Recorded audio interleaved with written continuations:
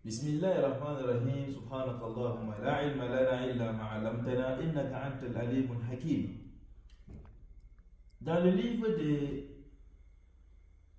Rodat al-Anwar fi Sirat al-Nabi al-Mukhtar, il est rapporté que les Arabes avant l'islam avaient l'habitude, quand une femme accouche son enfant, il peut donner son enfant aux femmes qui sont dans les villages, lointains, pour que les femmes éduquent leurs enfants là-bas. On allait les enfants là-bas pour que l'enfant soit protégé d'abord de la maladie qui était en ville. Parce que en ville, il y avait beaucoup d'étrangers qui entraient.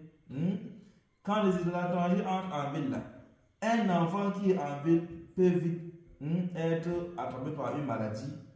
Et aussi, quand un enfant est éduqué dans les villages lointains, l'enfant aura aussi une bonne langue. Il va bien parler l'arabe.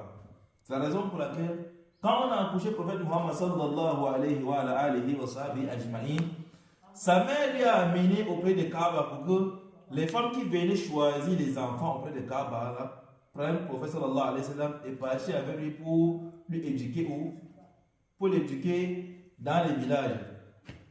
Maintenant, quand les femmes là sont arrivées, chaque fois qu'on présente le prophète Muhammad sallallahu alayhi wa sallam à une femme, on dit que voici un enfant, il faut qu'on parle l'alerter.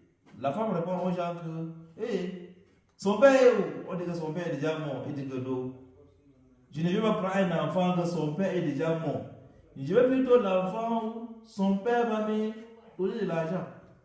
Toutes les femmes là ont refusé de prendre le prophète Muhammad sallallahu alayhi wa sallam. Le prophète est resté là-bas, seul.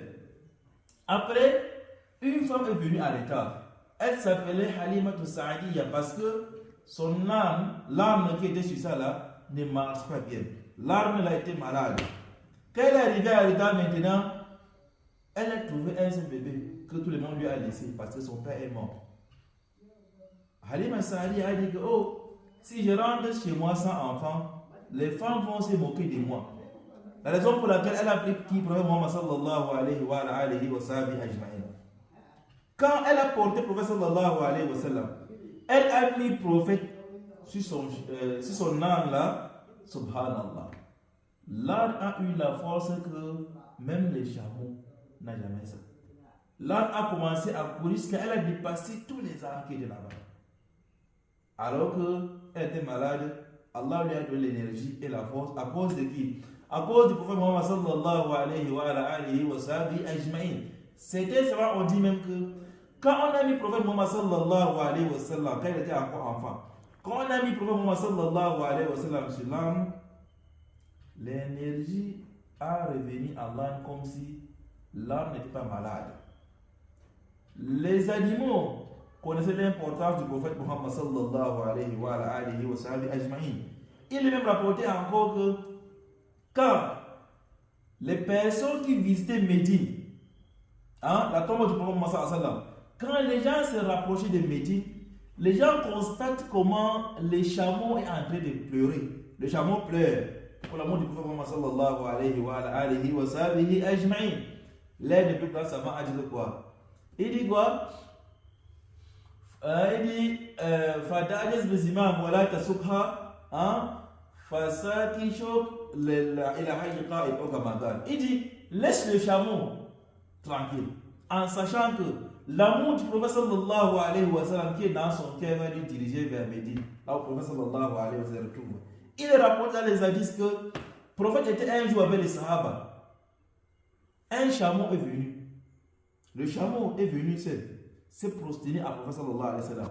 Après, il a commencé à pleurer. Il est venu, il a parlé sur l'oreille du prophète sallallahu alayhi wa sallam. Le prophète a parlé sur son oreille aussi. Il a parlé sur son oreille aussi. Après, le prophète a dit aux sahaba que cet chameau aussi est venu me dire que on lui a acheté quand il était encore petit. Il a beaucoup travaillé chez son patron. Maintenant, comme il est devenu un peu faible, son patron veut l'égorger. Le prophète a dit à son patron que ne l'égorge pas.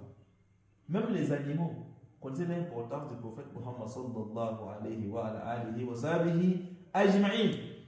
C'est la raison pour laquelle il est encore rapporté que Le jour où le prophète sallallahu alayhi wa sallam voulait faire le voyage du ciel, Isra wa Mi'raj, Jibril est venu avec quoi? Avec Burak, ce qu'on appelle Burak.